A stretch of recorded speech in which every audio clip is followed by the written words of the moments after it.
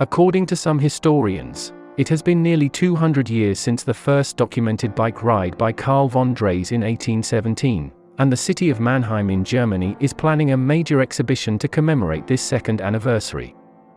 The answer to the question of who invented the first bicycle often depends on who you ask, as many people have contributed ideas and developments over the years.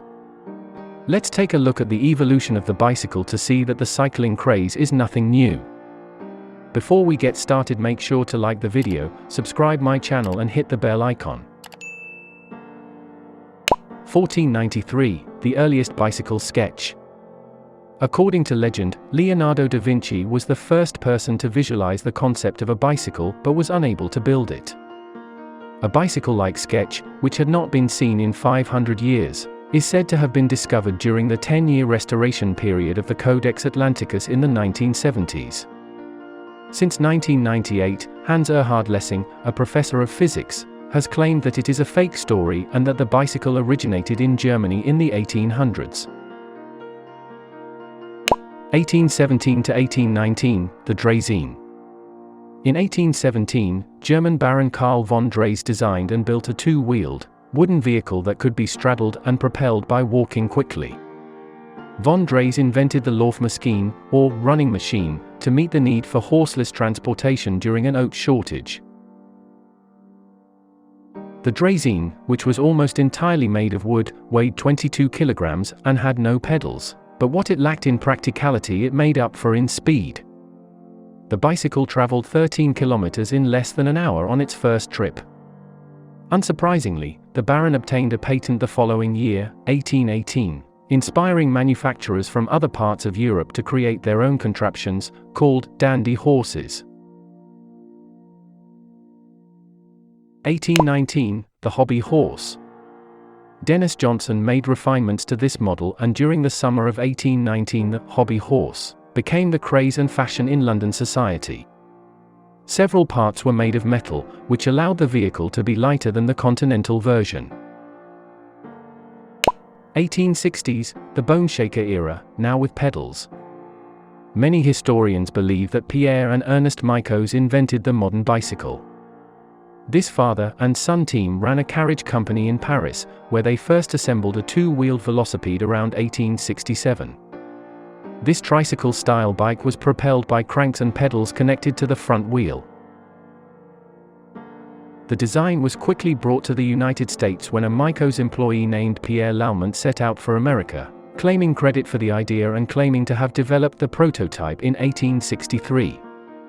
Because of its rigid frame and iron-banded wheels, the velocipede earned the nickname "bone shaker" in England, resulting in a bone-shaking experience for riders. Mid-1870s, the Highwheel era. Penny farthing, high wheel, high wheeler, and ordinary were all terms used to describe a type of bicycle popular after the bone shaker, with a large front wheel and a much smaller rear wheel. They were the very first machines to be referred to as bicycles. Despite its brief popularity, the penny farthing became a symbol of the late Victorian era. Cycling became the preserve of daring young men due to the dangerous nature of these bicycles, and its popularity coincided with the birth of cycling as a sport. The more stable tricycles were preferred by the risk-averse, such as elderly gentlemen and ladies. 1871, the first geared bike. In 1871 James Starley invented the Ariel, which was probably the first geared bike. 1888, the pneumatic tyre. John Boyd Dunlop was a Scottish veterinarian who lived in Belfast. His son complained that the cobblestone streets made his bottom hurt when he rode his bike to school. Dunlop solved his son's problem by inventing and patenting the inner tube and pneumatic tyre, which was essentially a hose pipe inside an outer rubber tyre with treads. However, the patent was overturned 2 years later due to a prior patent by Scottish inventor Robert William Thompson. 1890s, the safety bicycle. In the 1880s, the term safety bicycle was applied to any alternative to the penny farthing, which caused a bike boom due to being lighter, less expensive, and easier to ride. Unlike penny farthings, the rider's feet were in contact with the ground, making it easier to stop and reducing the risk of taking a header or a long fall over the handlebars. The bicycle had a huge impact on female emancipation and came to symbolize the new woman, which was central to the late 19th century rational dress movement. 1890s, the tandem. The two-wheeled, safety bicycle configuration known today as a tandem appears in the early 1890s. Many early tandems were courting bikes, designed for a man and woman, with the lady in the front seat and the man behind steering the bike via a linkage from the back seat. Tandem popularity declined after World War II until a revival began in the late 1960s. Mass production.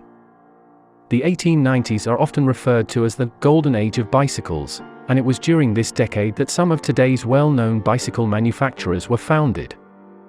Both Raleigh and Schwinn were founded, increasing bicycle availability. 1900s, bicycle racing takes off. Bicycle racing grew in popularity in direct proportion to its rise in general popularity, so it was only natural that it was included as one of the events in the first modern Olympic Games in 1896. The first Tour de France took place in 1903 as a promotional event for the French newspaper El Auto. 60 cyclists started the first tour, but only 21 finished. On this style La Française, Maurice Guérin, aka the Little Chimney Sweep, won the day.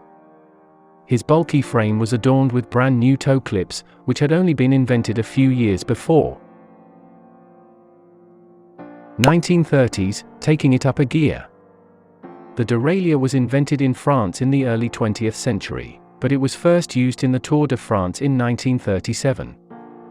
Previously, riders were forced to use a two-speed bicycle and would have to dismount to change gears.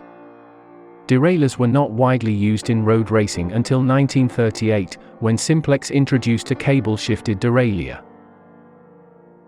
1980s, the mountain bike. In the mid-1970s, there was a bike boom in America as a response to rising gasoline prices, which made automobile use prohibitively expensive, followed by a period in which sport bicycles were the focal point of design. Cyclists began to transition from road-only bicycles to all-terrain models in the 1980s. Mountain bikes and BMX bikes became popular, thanks to the introduction of multiple gears and much lighter construction frames. 21st century, bikes for all. While the basic frame design has remained unchanged for over a century, the use of space-age materials such as titanium and carbon fiber has resulted in bikes that are far lighter and stronger than the creators of the early iron and wooden models could have imagined. Bike styles have evolved as well, allowing for the incorporation of design elements that specifically enhance one style of riding over others. Because of this specialization, you can go into any bike shop and choose from mountain bikes, road bikes, hybrids, cruisers, and more, depending on where and how you intend to ride. Bicycle culture, the new cycling revolution. Increasing numbers of us are getting out of our cars as bicycle culture is taking hold, with more of us conscious of reducing our carbon footprint and keeping fit. Most of us grew up riding bicycles for fun, but it is only relatively recently that they are becoming our most popular form of transport. U.S.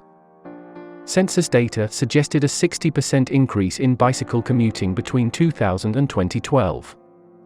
Middle-aged men in Lycra MAMILs have also rapidly become a cultural phenomenon, kitted out in garish sponsor-laden kits of professional teams, pedaling away on 4,000-pound bicycles. This was the evolution of the bicycle.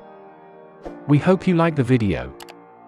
Please subscribe to my channel and hit the bell icon for more videos about the evolution of things. Thank you for watching.